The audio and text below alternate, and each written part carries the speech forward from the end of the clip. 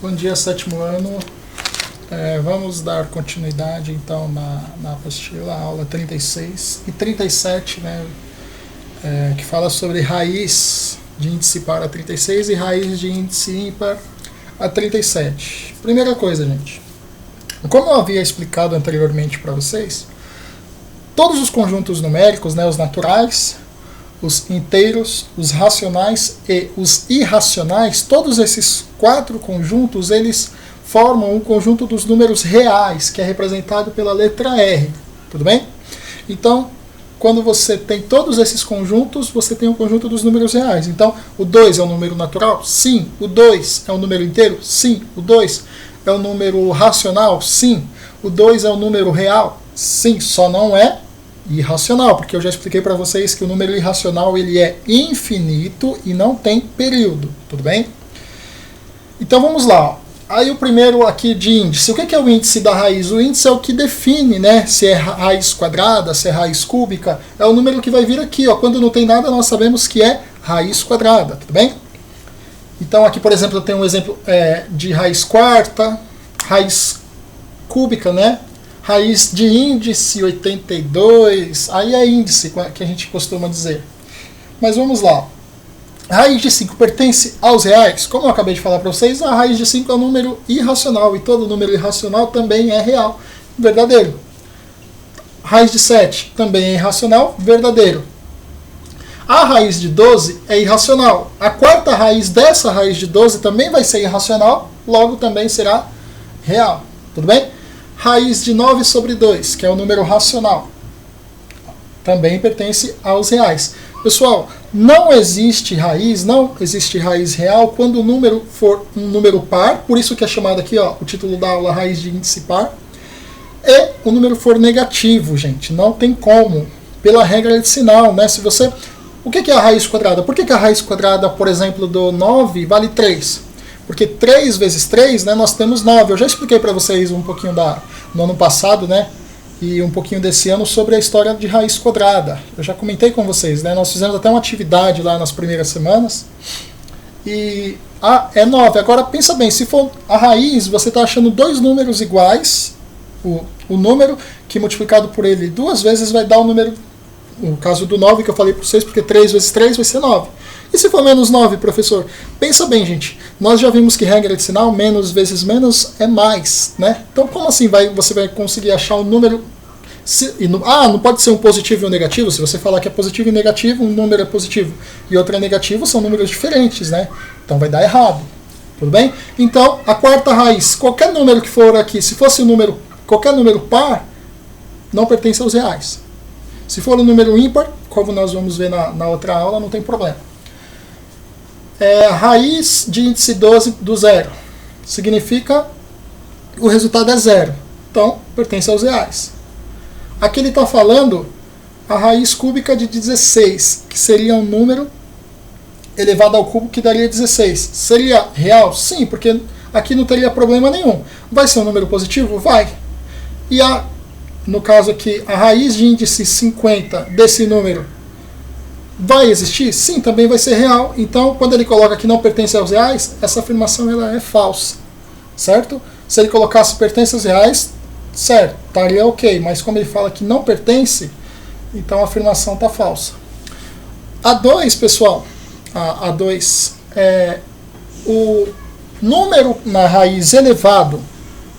Quando o índice é o mesmo valor do número que está elevado, você apenas vai cancelar esses dois valores. Porém, você tem que tomar cuidado, que esse resultado não pode ser um número negativo. Tudo bem? Não pode ser negativo. Então vamos supor aqui, ó, 82 e 82 só cancela. O 82 sobra quem?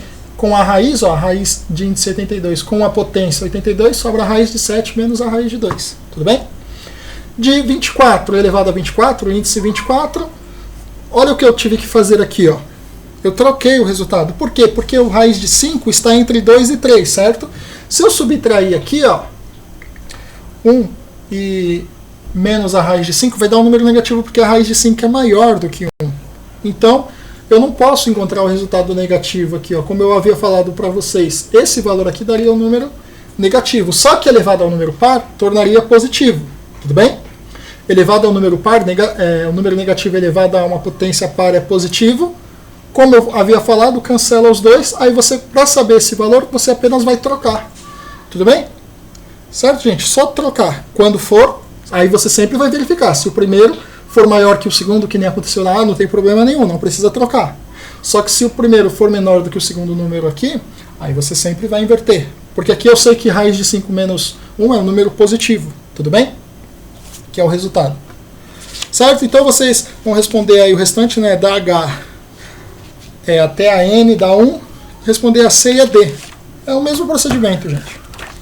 Na aula 37, raiz de índice ímpar. Índice ímpar, né? Os valores que estão aqui serão ímpares do índice da raiz. Aí, pessoal, para a raiz de índice ímpar não tem problema ser positivo ou negativo. Quando é a raiz de índice par, o número tem que ser positivo. Raiz de índice ímpar não tem esse problema por causa da regra de sinal mesmo. A raiz de índice ímpar de um número negativo é sempre um número negativo. A raiz índice ímpar de um número positivo será sempre um número positivo. Certo? A regra é essa. Aí ele fala aqui, ó, para afirmar se é verdadeiro ou falso. Raiz cúbica de menos 26 é menor que zero? Como eu falei para vocês, é um número negativo. E o número negativo é menor que zero. Afirmação verdadeira. Sétima raiz do 4 é maior que zero? Sim. Esse valor aqui pertence aos reais e é maior do que zero. Aí ele está falando aqui, ó, raiz índice 17 de menos 92 pertence aos reais? Pertence. Tudo bem? O índice aqui é o 17. Se fosse 16 ou 18, não, né? Porque seriam pares. Tudo bem? Aí eu pulei para F, gente, só para lembrar para vocês, ó, desse símbolo aqui, ó. Qualquer, ele está falando aqui, ó, qualquer A pertence aos reais. O índice 1 da raiz de A vai ser sempre igual a A. Aí eu coloquei esse lembrete. Como que é a operação inversa da radiciação das raízes? É a operação de potenciação, certo? O que significa a raiz índice 1 de A?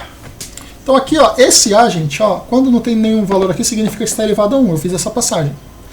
Esse valor do índice da raiz, se você quer sair da representação de raiz e transformar em potenciação, esse vira o denominador e esse 1 aqui é o numerador da fração.